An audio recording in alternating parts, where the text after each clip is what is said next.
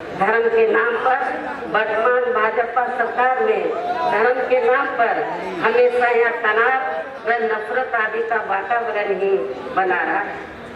प्रदेश में अपराध भी काफी ज्यादा बढ़े, खासकर दलित, अकलियत व महिलाएं आदि भी इस सरकार में कतई भी सुरक्षित नहीं है।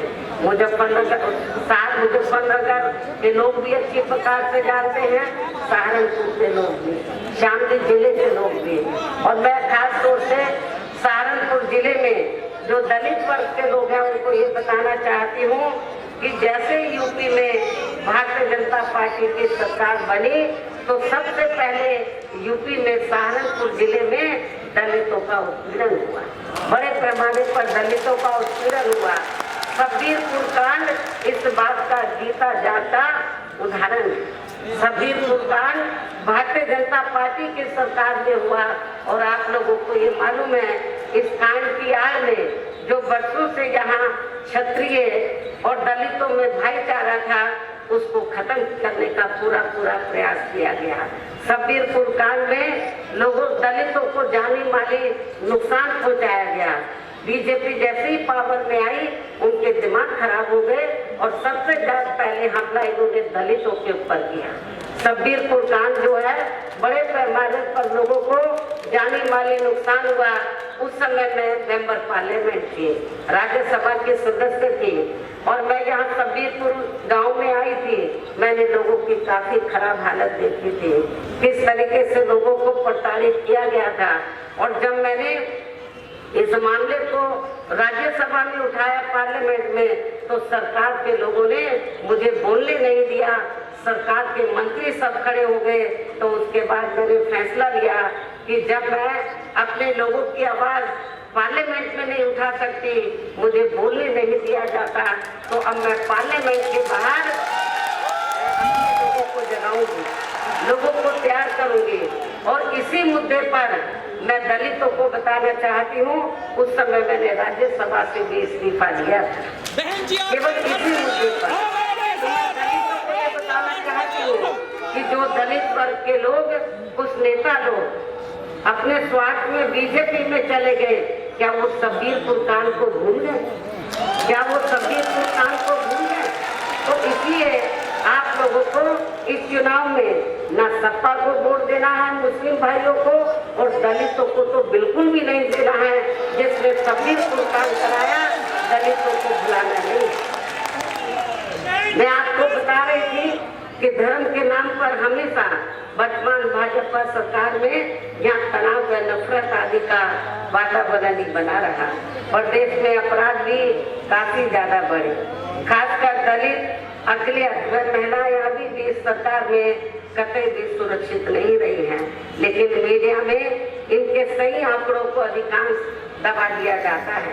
इसके अलावा प्रदेश में गरीबों, मजदूरों, बेरोजगारों व अन्य मेहनतकश लोगों के साथ साथ दलितों, आदिवासियों, अन्य पिछड़े वर्गों, मुस्लिम एवं अन्य धार्मिक अल्पसंख्यक समाज के लोगों के हित व कल्याण के लिए वर्षों से जो भी यहाँ सरकारी योजनाएं चल रही थी तो उनका भी उन्हें वर्तमान भाजपा सरकार में सही से पूरा लाभ नहीं मिल सका है। खासकर दलितों व पिछड़ों को आरक्षण का भी पूरा लाभ नहीं मिल पाया है, क्योंकि इन्होंने बड़े बड़े सरकारी कार्य ज्यादातर प्राइवेट सेक्टर के जरिए ही कराए हैं, जिसमें इनके लिए आरक्षण की कोई भी व्यवस्था नहीं है। सरकारी नौकरियों में भी इनका आरक्षण का कोटा पूरा नहीं किया गया है। मुस्लिम व अन्य धार्मिक अल्पसंख्यक समाज के लोगों के साथ तो बीजेपी की सरकार में अधिकांश या पक्षपात वाला रवैया ही अपनाया गया है। इतना ही नहीं बल्कि इस बार बीजेपी की सरकार में अपर कास्ट समाज में से विशेषकर प्रबुद्ध वर्ग भी हर मामले में अपने आप को काफी ज्यादा उपेक्षित महसूस करता रहा है। इसके अलावा इनकी गलत आर्थिक नीतियों के कारण यहाँ गरीबी, बेरोजगारी व महंगाई आदि भी काफी ज्यादा बढ़ी है। खासकर चुनाव घोषित होने से पहले तो डीजल, पेट्रोल व रसोई गैस आदि की आए दिन बड़ी कीमतों ने भी जनता की काफी ज्यादा बड़ी कीमतों ने भी जनता की काफी ज्यादा मुश्किलें बढ़ाई हैं। उत्तर प्रदेश सहित पूरे देश के किसान भी केंद्र सरकार की गलत नीतियों के कारण काफी ज्यादा दुखी व परेशान रहे हैं और अभी भी किसान तो अभी भी है परेशान हैं। पर देश में बेरोजगार लोगों को रोजगार नहीं मिलने के कारण ही ज्यादातर इनको इस सरकार में भी पलायन करना पड़ा है। इस प्रकार से इन सभी विरोधी पार्टियों की रही सरकारों में शुरू से यहाँ यूपी की जनता काफी ज्यादा दुखी व परेशान रही है। विशेषकर कोरोना महामारी के दौरान तो इन सभी की हालत और भी ज्यादा खराब हो गई है।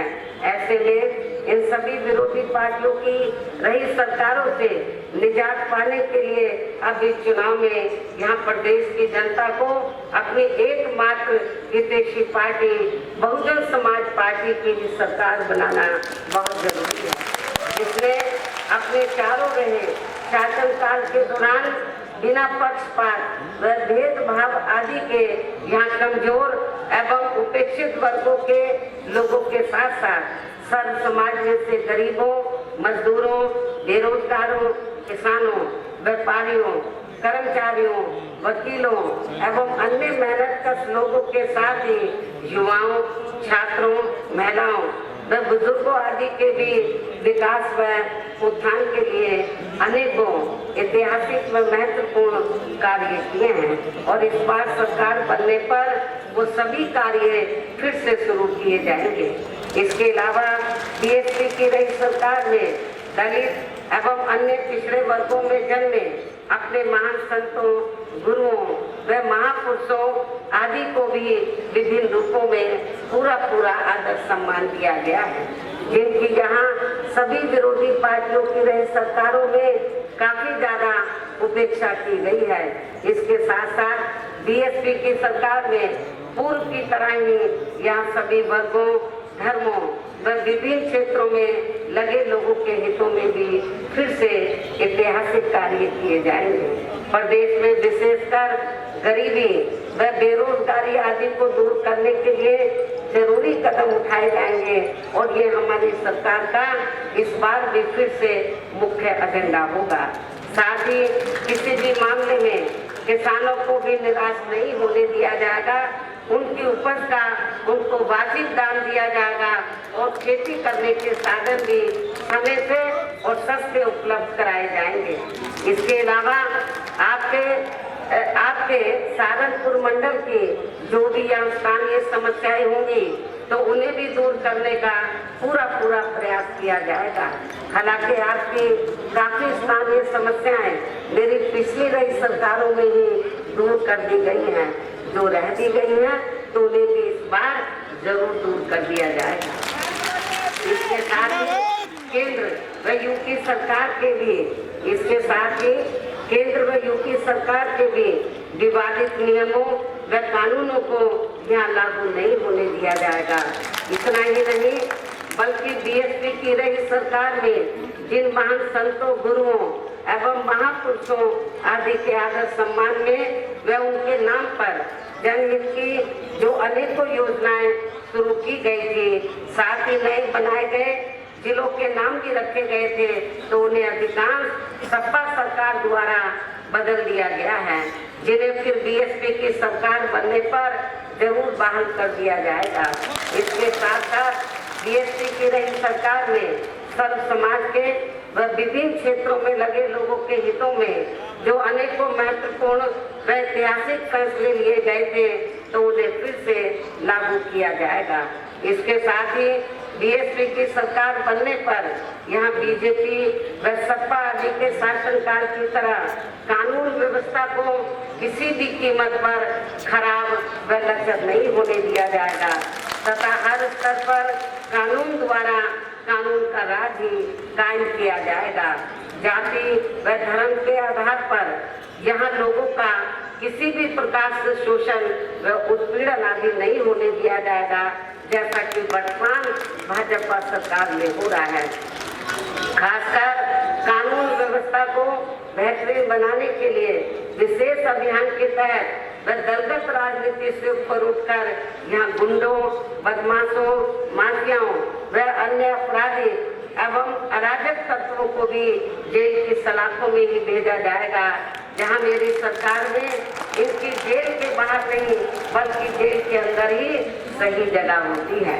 इतना ही नहीं बल्कि वर्तमान भाजपा सरकार ने जाति, धर्म व राजनीतिक द्वेष की भावना के तहत जिन लोगों को खासकर धरना प्रदर्शन आदि के नाम पर जबरदस्ती गलत धाराओं में फंसा के उन पर अनेकों केस चलाए हुए हैं, तो उन मामलों की भी सही से जांच करा के उनके केस भी खत्म कर दिए जाएंगे। अर्थात वर्तमान भाजपा सरकार ने प्रदेश की जेलें जो अधिकांश ऐसे लोगों से भर दी गई हैं, तो उन्हें खाली करा के केवल यहाँ आपराधिक तत्वों को ही रखा जाएगा।